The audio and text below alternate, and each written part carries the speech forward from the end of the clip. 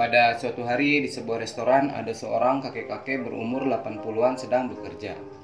Si kakek ini menjalin persahabatan dengan seorang pemuda tampan yang polos dan baik hatinya. Pemuda ini bernama Inkyu. Semua karyawan restoran mengenal si kakek ini dengan sebutan nama Freddy. Pada suatu malam, bertepatan pada malam perayaan Natal, si kakek melakukan tugas rutin tiap tahunnya untuk menjadi center kelas demi menghibur para pelanggan restoran. Di malam itu semua orang pun merasa terhibur oleh si kakek. 그래도 클래스 여전하신데요, 뭐. Namun tidak pada Inkyu karena harus menanggung tagihan makan salah satu pengunjung restoran yang tidak mau membayar sebesar $40. Melihat sahabat penanya ini murung kayak ayam kecebur, si kakek pun langsung berselancar dengan aksinya pada si pengunjung restoran yang tak mau membayar makannya tadi. Dengan menjebaknya dan lalu mempermalukan di depan pacarnya di sebuah basement parkiran. 혹시 지갑 못 보셨어요?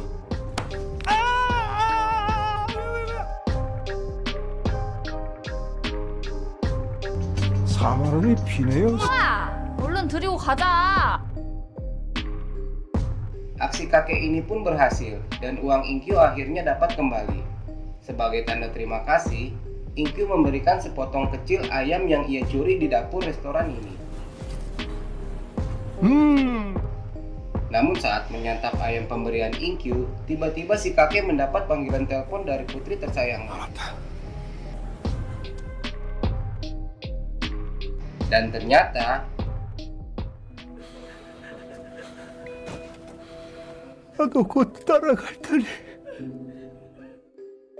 keesokan harinya pemakaman istri si kakek pun dilakukan. 상심이 크시겠습니다. Masih di pemakaman nih, sebelum si kakek pulang ke rumah, ia menerima sebotol obat pereda rasa sakit dari seorang dokter yang juga temannya. 요즘은 병원을 통 오질 않더군. Karena ternyata selain mengidap penyakit demensia, si kakek juga mengidap penyakit tumor yang sudah lama bersarang di otaknya. Aduh, kasihan si kakek. Setelah sampai di rumah, si kakek langsung menuju salah satu ruangan, di mana ruangan itu dipenuhi berbagai kenangan pahit di masa lalunya, yang membuatnya harus melakukan sesuatu.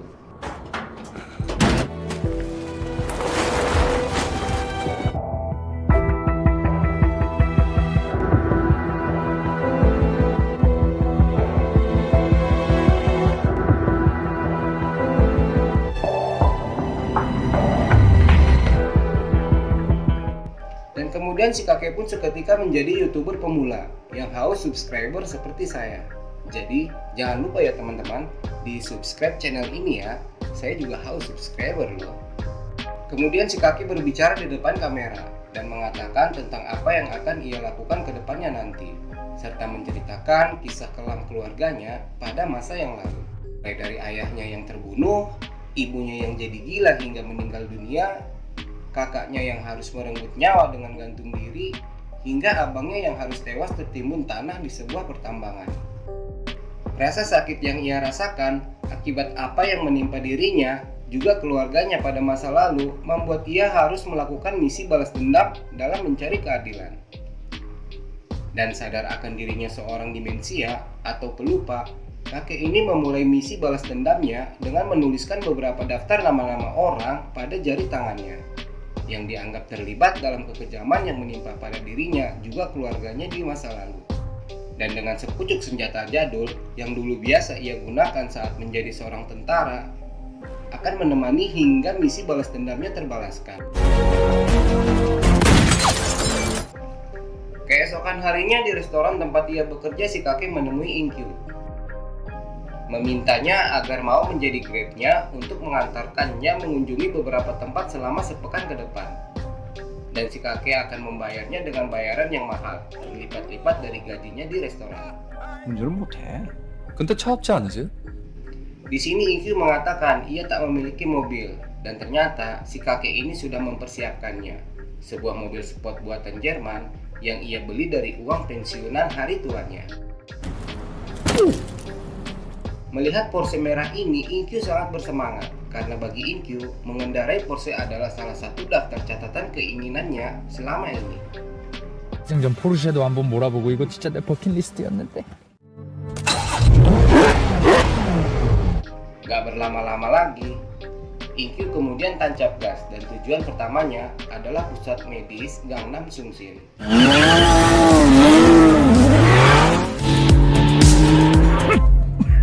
Dalam perjalanannya, Inkyu bertanya pada si kakek, apa tujuannya mengunjungi pusat medis sebesar Gangnam Sungsin. Si kakek hanya mengatakan akan menemui salah satu temannya. Mereka pun akhirnya sampai, dan si kakek pun menyuruh Inkyu agar tetap di mobil sampai si kakek kembali. Berbekal sebuah gambar denah bangunan pusat medis ini yang ia rancang sejak lama, si kakek pun mulai melancarkan aksi pembunuhan pertamanya yang jatuh pada nama Jung Baek-jin. Orang yang telah memenjarakan para petani karena telah menghina orang-orang Jepang di masa yang lalu saat Jepang menjajah negara Korea. Dan dengan sepucuk pistol jadulnya yang diberi peredam buatannya sendiri, si kakek pun melakukan aksi pembunuhan pertamanya.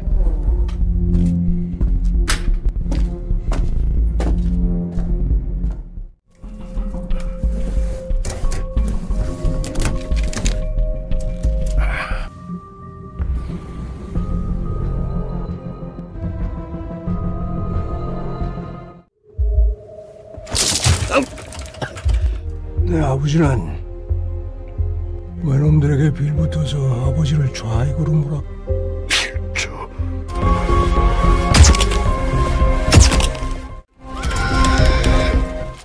Keesokan harinya, polisi melakukan olah TKP dan mendapatkan bukti sebuah rekaman CCTV yang memperlihatkan seorang anak muda yang beranjak keluar dari ruang lobi.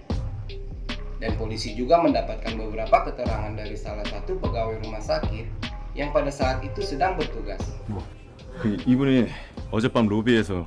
Jadi ternyata sebelum si kakek melakukan aksinya, Inkyu ini sempat masuk ke dalam rumah sakit untuk menemui si kakek karena merasa jenuh kali ya.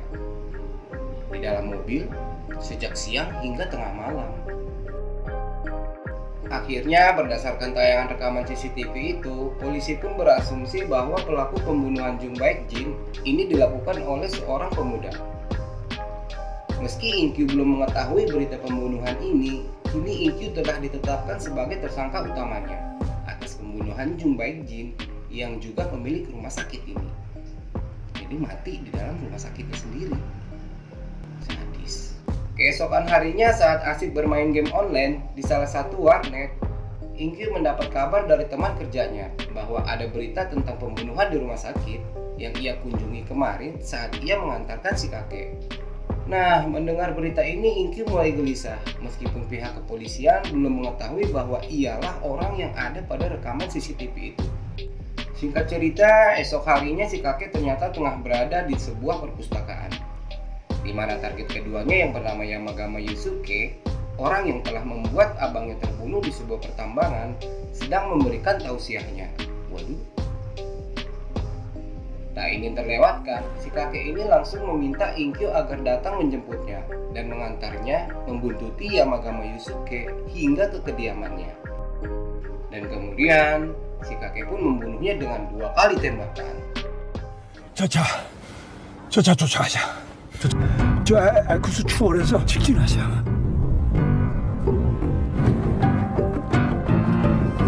차에서 꼼짝하지 말고 기다려. 야나가와 유스케.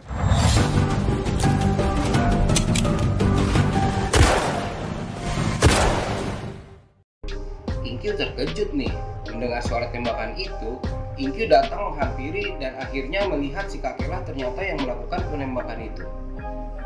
Di sini Inkyu sangat shock dan panik, membuat dirinya nggak tahu harus berbuat apa. Hingga si kakek membentaknya dan kemudian menyuruh Inkyu agar segera tancap gas bergegas pergi sebelum polisi datang.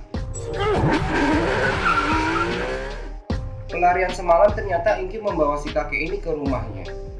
Di sini si kakek menyalakan TV untuk melihat kabar berita tentang pembunuhan yang ia lakukan di rumah sakit. Kemudian Inkyu menghampiri dan memarahi si kakek dan berniat untuk menyerahkan dirinya juga si kakek ke pihak kepolisian. Namun tiba-tiba datang rentenir nih menagih hutang yang sudah Inkyu pinjam sejak lama untuk biaya perobatan ayahnya akibat kecelakaan kerja.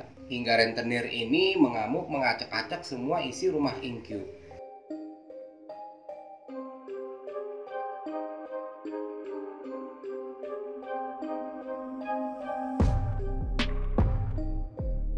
Beruntung si kakek menolongnya dan berjanji akan melunasi semua hutang Inkyu dalam jangka waktu 1 minggu. 나머지 빚도 일주일 안에 내가 해결해주마. Meskipun si kakek ini telah menolongnya dari amukan rentenir, tak membuat Inkyu jadi luluh pada si kakek dan tetap akan menyerahkan dirinya juga si kakek ke polisi. Dan kemudian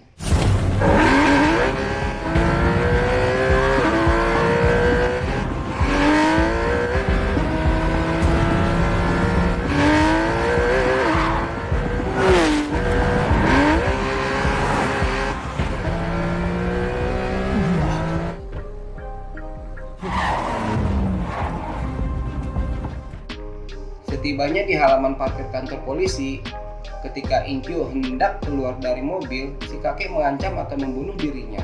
Dengan begitu, akan dianggap polisi orang yang telah membunuh 3 orang tua.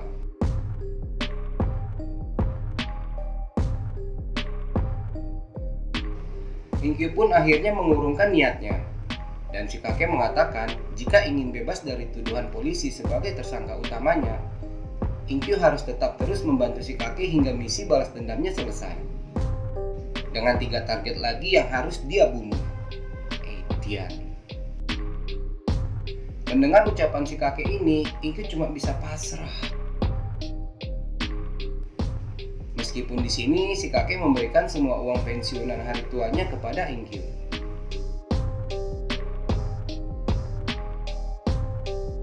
Sementara di sisi lain kepolisian masih terus melakukan analisa terkait masalah pembunuhan ini.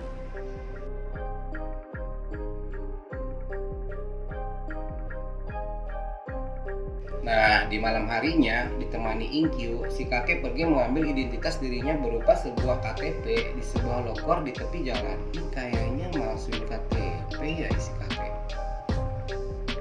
Untuk apa ya? Keesokan harinya, acara perayaan tentara Jepang yang ke-60 pun diselenggarakan, yang akan dihadiri oleh seorang veteran dari Jepang yang bernama Tojo Hisashi. Dalam acara ini ternyata si kakek juga ikut menghadirinya. Nah, pada saat mau masuk ke dalam gedung, ternyata Detkang bersama timnya telah berada di lokasi pintu masuk gedung untuk mengamankan jalannya acara tersebut. Dan sebelum masuk, si kakek pun diminta tasnya untuk diperiksa. Di sini Detkang tak menemukan benda apapun yang berbahaya, hanya melihat beberapa botol Coca-Cola dan sebuah permen karet yang ada di dalam tas si kakek. Usai lolos dari pemeriksaan, kemudian si kakek pun masuk ke dalam dan duduk manis menunggu momen yang tepat untuk melancarkan aksinya. Dan tak beberapa lama kemudian, mantan jenderal dari Jepang yang bernama Tojo Hisashi pun muncul.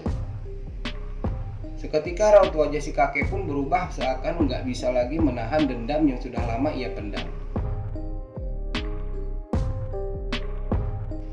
Jadi Tojo Hisashi ini adalah orang yang telah mempekerjakan kakaknya si kakek untuk menjadi seorang pekerja seks bagi orang-orang Jepang pada waktu itu, yang menyebabkan kakaknya ini mengalami depresi hingga bunuh diri dengan cara yang tragis. Gantung diri. Sadis. Saat acara sedang berlangsung, si kakek pun pergi ke toilet untuk merakit sesuatu dengan bubuk misio yang diracik dengan baking powder. Ini mau bikin kue si kakek di WC. Pakai baking powder. Tidak beberapa lama kemudian, Detkang ternyata masuk juga dalam toilet karena kebelet pipis. Dan di sini, naluri seorang polisinya pun muncul. Detkang mulai mencurigai si kakek ini.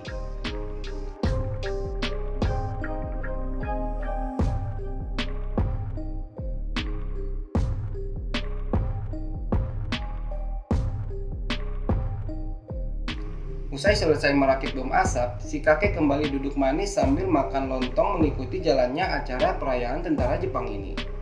Pada saat Tojo Hisashi mulai memberikan tausiahnya, si kakek ini langsung mulai melakukan aksinya untuk membuat kekacauan dengan asap bom yang ia rakit tadi di toilet. Namun di sisi lain, Detkang mendapat kabar hasil investigasi timnya pada 2 kasus pembunuhan sebelumnya yang mengarah kecurigaan pada si kakek dengan bertopi fedora.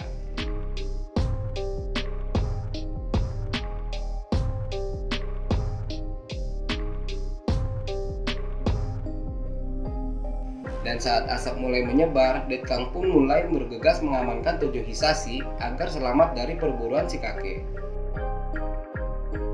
Namun ternyata si kakek ini tidak kalah cepat darinya. Lalu si kakek menodongkan pistolnya dan menyandra Tojo Hisashi lalu membunuhnya di dalam sebuah lift.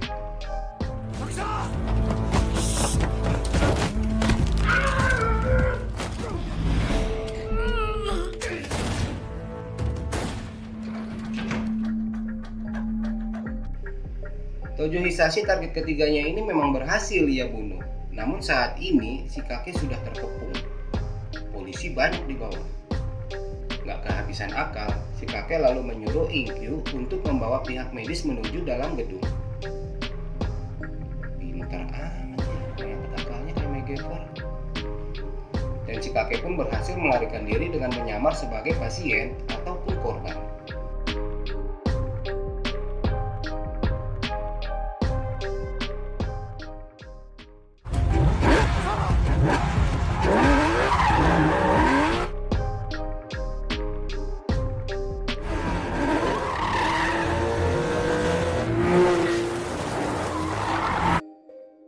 Nah, saat dalam perjalanan nih, tiba-tiba si kakek muntah darah hingga tak sadarkan diri.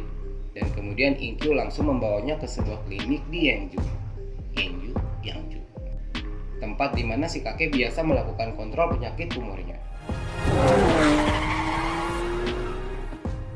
Sementara di sisi lain, Jenderal Kim yang mengetahui bahwa ia adalah target berikutnya yang akan si kakek bunuh, Jenderal Kim kemudian memanggil 2 orang tenaga profesional yang juga anak buahnya untuk membereskan si kakek dan Inkyu. Shin berpindah kembali ke apotik. Malam itu, usai si kakek tersadar dari pingsannya, Inkyu mengatakan akan menyudahi membantu si kakek dalam melakukan aksi balas dendamnya.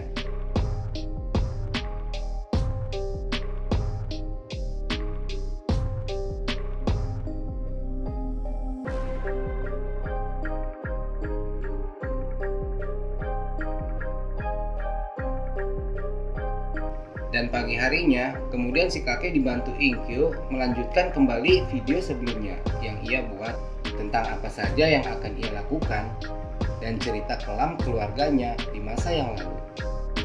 Sementara di sisi lain, Jenderal Kim mengundang Detkang ke rumahnya. Di sini Detkang menanyakan kepada Kim siapa dalang pembunuhan semua para veteran ini. Namun Jenderal Kim mengatakan ia pun tak mengetahuinya sama sekali.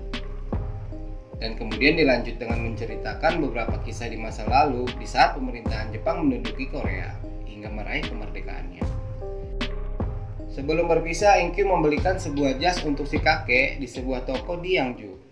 Namun ternyata polisi sudah mengintai mereka dan kemudian si kakek mengelabui polisi ini dengan masuk ke sebuah kafe dan kemudian melarikan diri bersama Inkyu dengan sebuah lift yang digunakan oleh para pekerja bangunan yang sedang lagi ngecat.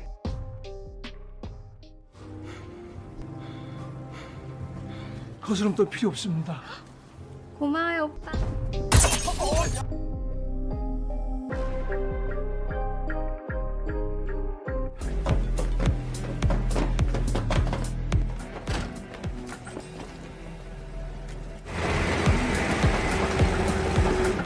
뭐예요? 빨리 와요. 아 몰라.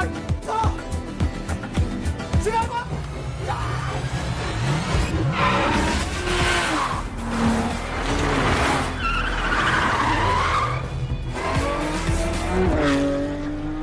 Saat melewati sebuah lampu merah menuju Seoul, tiba-tiba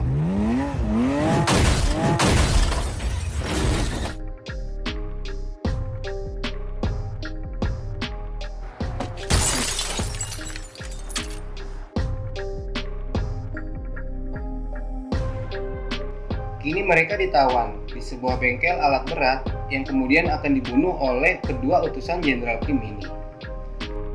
Dan untuk menghilangkan jejaknya, anak Jenderal Kim ini juga menghancurkan handycam milik si kakek tersebut.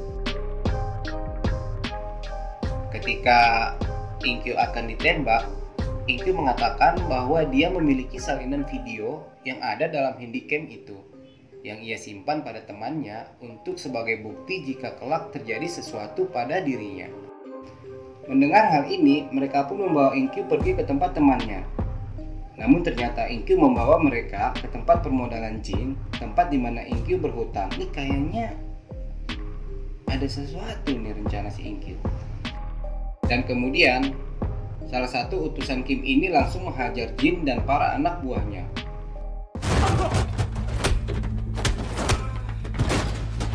Dan anak buah Jin pun berlarian kabur menyelamatkan diri karena tak mampu mengalahkan utusan Jenderal Kim ini.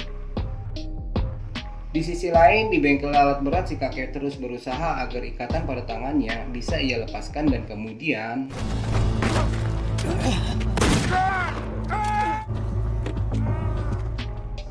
Jin yang sudah merasa kalah dan babak belur lalu mengatakan, kenapa kalian mencari rekaman di sini?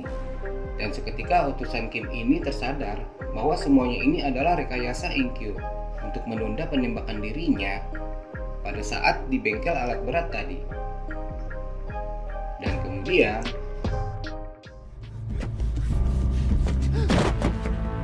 거기서 방아쇠를 당겼어야 했는데.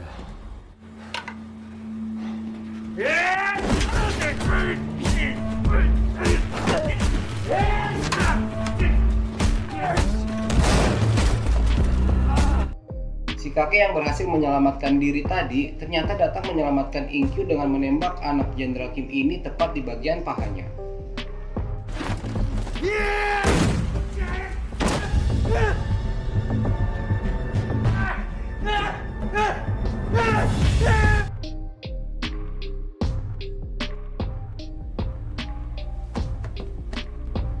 그동안 고마웠다. 소리 났으니까 조금 있으면 경찰들이 올 거야. Dan mereka pun kemudian berpisah di sini.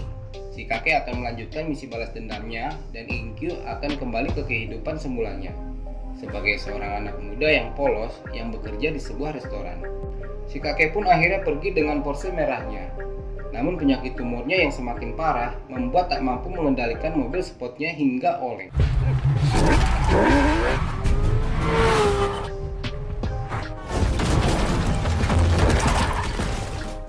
Di sisi lain, polisi pun telah berada di tempat permodalan Jin dan disinilah kemudian Inkyu dapat ditemukan oleh Det Kang. Kita berpindah lagi nih ke si kakek.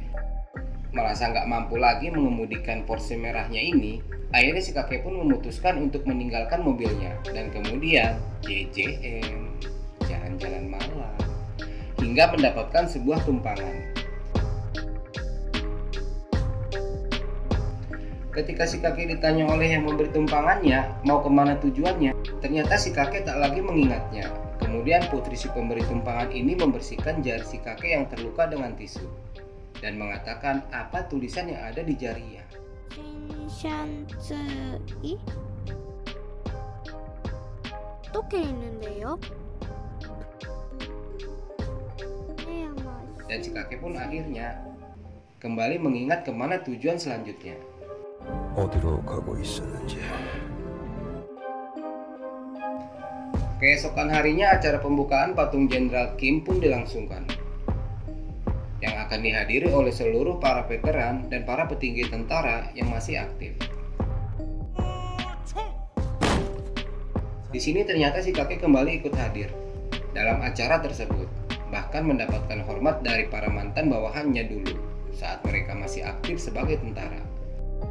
Patung Kim Chi-deok pun dibuka.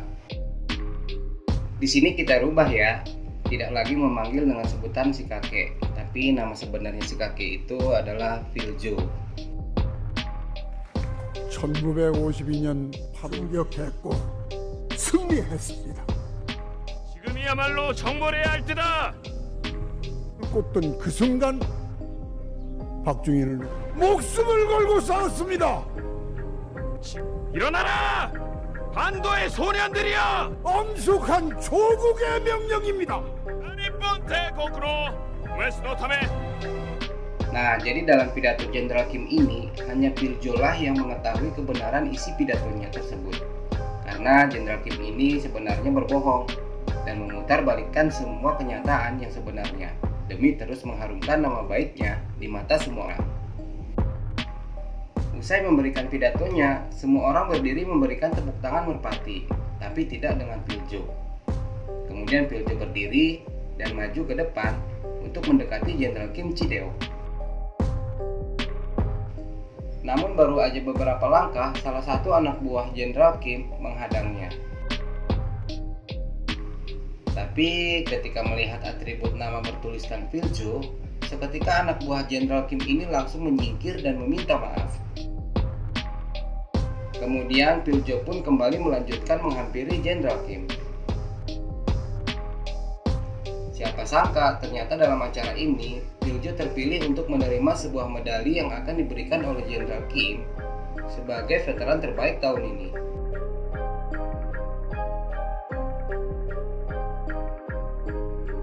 Namun setelah menerima medali dari Jenderal Kim, Piljo mengeluarkan sebuah pistol dan menembakkannya ke arah langit dan kemudian menodongkannya ke arah Jenderal Kim.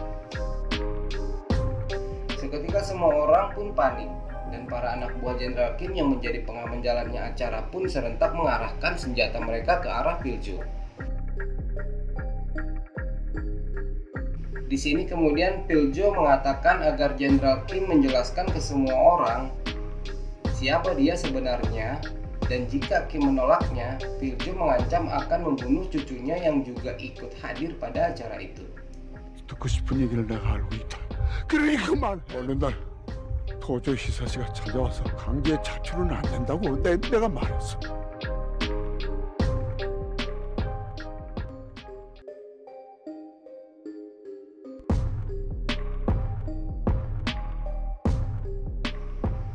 Dan kemudian Jenderal Kim mengatakan di depan semua orang siapa dia sebenarnya di masa lalu.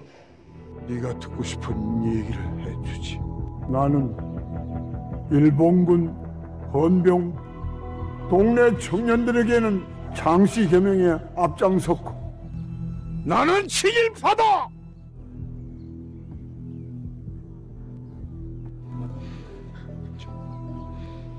Setelah usai semuanya terungkap, Piljo pun kemudian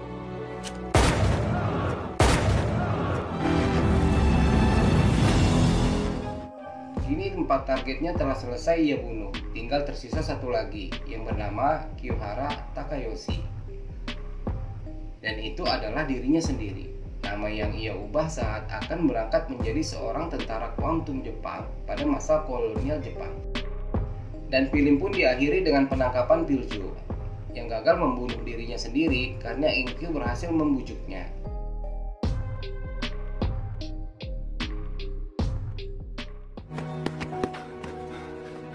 안 돼요, 프레디! 아니, 죄를 지었으면 죄값을 받아야 한다면서요. 제발 약해 빠진 소리 그만하세요. 프레디!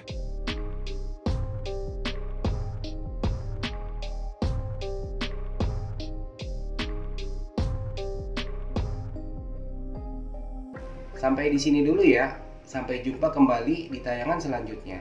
Tetap dukung terus ya channel ini. Mohon maaf jika ada tutur kata dalam penyampaian yang kurang berkenan ataupun alur ceritanya yang masih belepotan. Terima kasih telah menonton. Assalamualaikum warahmatullahi wabarakatuh.